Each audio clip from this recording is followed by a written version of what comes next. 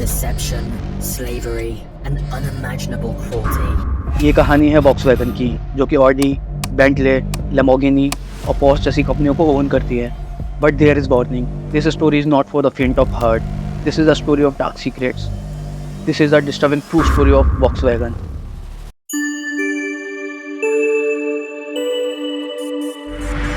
इन 1980 world war 1 के बाद German economy एकदम बर्बाद हो चुकी थी और वॉर की वजह से जो भी नुकसान हुआ था उसकी भरपाई करने के लिए जर्मनी को बाकी यूरोपियन कंट्रीज को एक एस्ट्रोनिंग अमाउंट ऑफ मनी पे करनी थी, which was 132 billion gold marks, जो कि आज के लगभग $500 बिलियन के बराबर है. इस अमाउंट को पे करने के लिए जर्मन गवर्नमेंट ने एंडलेस करेंसी प्रिंट कर दी और as a consequence German economy और ज्यादा कोलैप्स कर गई. Even unemployment rate was sky high. German currency एकदम वर्थलेस हो चुकी थी, जिसके लिए उस समय एक लाइन फेमस हुई थी that it was actually cheaper to burn your cash to stay warm than it was to buy firewood.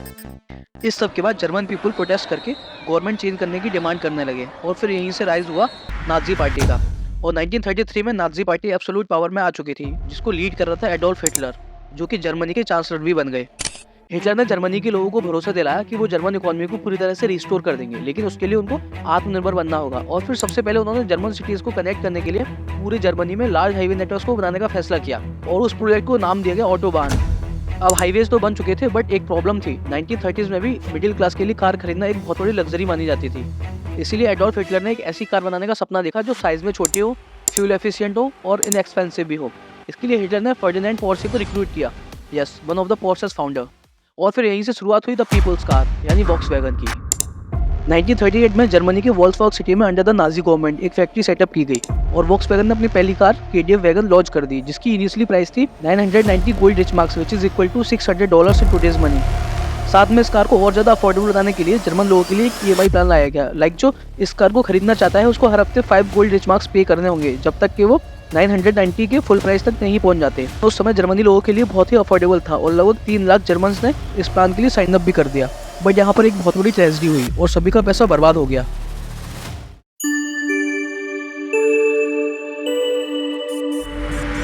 Nineteen 1939 में वर्ल्ड वॉर 2 की शुरुआत हो चुकी थी और जिसने भी वॉक्सवैगन कार के लिए साइन अप किया था, their savings had been lost and none of them ever got their Volkswagen, because जो भी लोगों का पैसा था वो नाजी गवर्नमेंट द्वारा वॉर को फंड करने के लिए यूज कर लिया गया था. और जो कंपनी एक टाइम पर फैमिली कार बनाने के लिए सेटअप की गई थी वो अब मिलिट्री व्हीकल्स बना रही थी.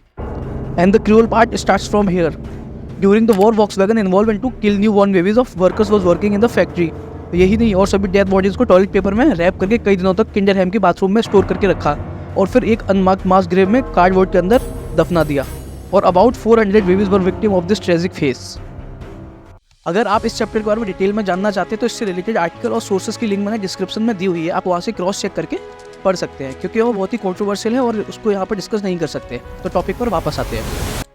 फाइनली 1945 में वर्ल्ड वॉर 2 खत्म हो चुका था, but during the war bombing की वजह से वॉक्सवैगन की फैक्ट्री पूरी तरह से डैमेज हो चुकी थी और अलाइड पावर ने जर्मनी को पूरी तरह से कैप्चर कर लिया था और ब्रिटिश आर्मी जर्मनी को वापस से रीबिल्ड करना चाहते थे ताकि वह ग्लोबल इकोनॉमी में वापस से पार्टिसिपेट कर सके. वॉर से पहले Volkswagen factory was one of the biggest employer in Germany.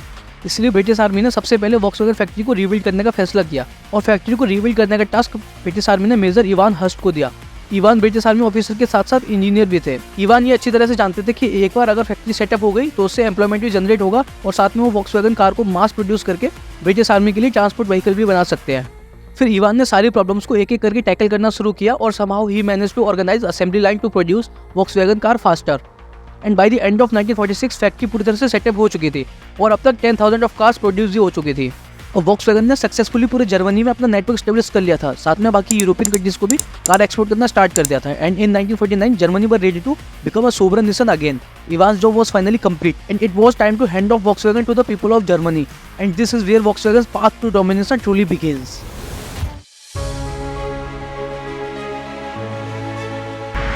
Between 1950s and 60s Volkswagen की बीटल और बीडब्ल्यू बस एक ग्लोबल आइकन बन चुकी थी और 1955 तक वॉक्सवैगन ने अपने 1 मिलियन बीटल्स की सेल को कंप्लीट कर लिया था. And later on in 1972 it became the world's best selling car. इस मैसिव सक्सेस को देखते हुए वॉक्सवैगन ने similar models like VW type 3 and type 4 को भी लॉन्च कर दिया, which were also huge hits. And then in 1964 Volkswagen ने एक कार ब्रांड को बाय कर लिया which is known as Audi और यहाँ से वॉक्सवैगन ने एक के बाद एक कार ब्रांड्स को एक्वायर करना शुरू कर दिया. In 1986, Volkswagen bought a majority stake in Spanish car manufacturer Seat. A year later, they bought out Skoda. और 2000 आते आते वॉक्सवैगन ने बेंटली, लैम्बोर्गिनी और बुगाटी जैसी कंपनियों को भी एक्वायर कर लिया था और अब तक वॉक्सवैगन एक मैसिव एंड पावरफुल कॉन्ग्लोमरेट बन चुकी थी। बट इन अर्ली 2000 एक बहुत बड़ा ट्विस्ट आया। जिस कंपनी ने वॉक्सवैगन की पहली कार डिजाइन की थी, अब वही वॉक्सवैगन को खरीदने जा रही थी। Yes, you guessed it right, it was Porsche. Till 2004 Porsche world की मोस्ट प्रॉफिटेबल कार मैन्युफैक्चरर बन चुकी थी with over $2 billion in profit and through out the years the two company had an important partnership. उस समय Porsche Volkswagen का 5% share own करती थी and जो वॉक्सवैगन के सीईओ थे वो पोर्शे का 10% शेयर ओन करते थे, as was actually the grandson of Ferdinand Porsche. But in 2005 Porsche ने वॉक्सवैगन के और ज्यादा शेयर्स खरीद लिए और अपने स्टेक को 20% तक इंक्रीज कर लिया and then slowly but surely they increase this to over 30%।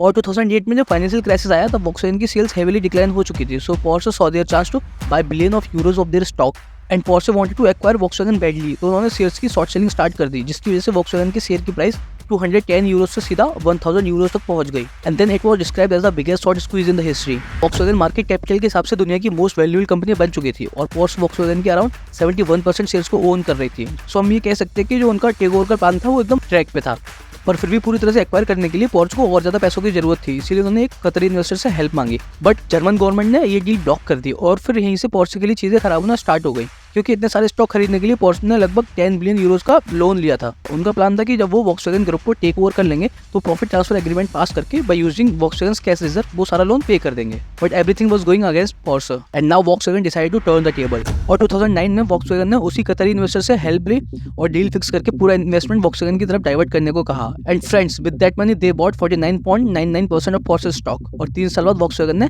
4.5 billion euros में पोर्शे के बाकी बचे हुए शेयर्स भी खरीद लिए। So in a bizarre turn around what had started with Porsche trying to buy Volkswagen had ended with Volkswagen buying Porsche। Porsche को acquire करने के बाद Volkswagen को हर साल 700 मिलियन यूरोज का एडिशनल प्रॉफिट हो रहा था और अब सब कुछ Volkswagen के कंट्रोल में था और Volkswagen हर साल लगभग 10 मिलियन कार को सेल कर रही थी। But behind all of that success Volkswagen was hiding a dirty secret and once it was discovered it would launch them into the most public scandal in the company's history। Volkswagen automobile industry में quickly rise कर रही थी और हर साल उनकी cell भी बढ़ती जा रही थी। But behind all of this Volkswagen ने अपनी मिलियंस ऑफ कार्स के अंदर एक इलीगल सीक्रेट को हाइड किया हुआ था। एक्चुअली इसकी शुरुआत होती है 2009 में, जब उनको अपनी डीजल कार की सेल को सस्पेंड करना पड़ा क्योंकि उन कार से हाई क्वांटिटी में टॉक्सिक गैसेस रिलीज हो रही थी और वो एनवायरमेंटल रेगुलेशंस को भी वायलेट कर रही थी। बट कुछ ही समय बाद वॉक्सवैगन ने अपनी डीजल कार की सेल को वापस से स्टार्ट कर दिया। इस बार उन्होंने नाइट्रोजन ऑक्साइड ट्रैप का यूज किया जो कि उन टॉक्सिक गैसेस को कैप्चर करता है और वह एमिशन टेस्ट में भी पास हो गई और फिर यह एक ह्यूज सक्सेस बन गई। इवन वॉक्सवैगन ने एनवायरमेंटल अवार्ड्स भी जीते। But it was all a lie. In reality Volkswagen के इंजीनियर्स ने सीक्रेटली सभी कार्स में एक सॉफ्टवेयर को ऐड कर दिया था और उस सॉफ्टवेयर को ऐसे प्रोग्राम किया था कि जब भी कोई कार एमिशन टेस्ट के लिए जाती वो टेम्परेरी लो एमिशन मोड में स्विच हो जाती थी और टेस्ट को आसानी से पास कर लेती थी एंड फिर जैसे ही टेस्ट की कंप्यूटर से अनहोक होती वो वापस से अपने डेंजर मोड में आ जाती थी और हाई लेवल की टॉक्सिक गैसेस को रिलीज करने लगती। अब अगले कुछ सालों तक ऐसा ही चलता रहा, लेकिन वो कहते हैं ना कि एक झूठ को कितना भी छुपाओ बाहर आ ही जाता है। बट 2014 में एक यूएस यूनिवर्सिटी रिसर्च में कार को टेस्ट किया गया तो रिजल्ट बिल्कुल डिफरेंट थे और वो कार इतनी हाई लेवल की टॉक्सिक गैसेस को रिलीज कर रही थी कि जो सीधा सीधा यूएस रेगुलेशन को वायलेट कर रही थी and thus began the scandal known as dieselgate. जब एक बार क्लियर हो गया तो वॉक्सवैगन को अपनी ऑलमोस्ट 9 मिलियन कार को रिकॉल करना पड़ा from all over the world. But सबसे शॉकिंग बात तो ये है कि इतना सब होने के बाद भी वॉक्सवैगन ने उस प्रॉब्लम को सॉल्व नहीं किया, बल्कि उस डिवाइस को और बेटर किया ताकि अच्छे से चीटिंग कर सके। अब ये कोई फॉल्स एडवर्टाइजिंग नहीं थी, it was completely fraud. Volkswagen ने अपने कस्टमर से झूठ बोला and caused untold damage to the environment. In total Volkswagen ने लगभग 11 मिलियन कार को सेल किया जिसमें वो सिस्टम इंस्टॉल था। सो एज अ रिजल्ट उनको अपने कस्टमर्स को $25 बिलियन पे करने पड़े, प्लस वॉक्सवैगन को यूएस रेगुलेटर्स को $3 बिलियन पे करने पड़े एज अ क्रिमिनल फी, और साथ में जो एनवायरनमेंट को डैमेज किया था उसके लिए भी $5 बिलियन पे करने पड़े। So in total this scandal cost the Volkswagen group close to $35 billion and because of this Volkswagen reported its first unprofitable quarter in 2015 और उनके सीईओ को भी अपनी पोजीशन से स्टेप डाउन करना पड़ा। But despite everything Volkswagen have managed to rise to the very top of the auto industry और एक साल बाद ही वॉक्सवैगन टोयोटा को सरपास करके वापस से वर्ल्ड की बेस्ट सेलिंग कार बन गई। वॉक्सवैगन की रिसेंट हिस्ट्री को हम देखकर कह सकते हैं कि ये काफ़ी कंट्रोवर्सी में रहे हैं, बट वॉक्सवैगन जो भी ग्रुप को ओन करते हैं उसके पास एक से एक ब्रिलियंट कार्स है। Thanks for watching.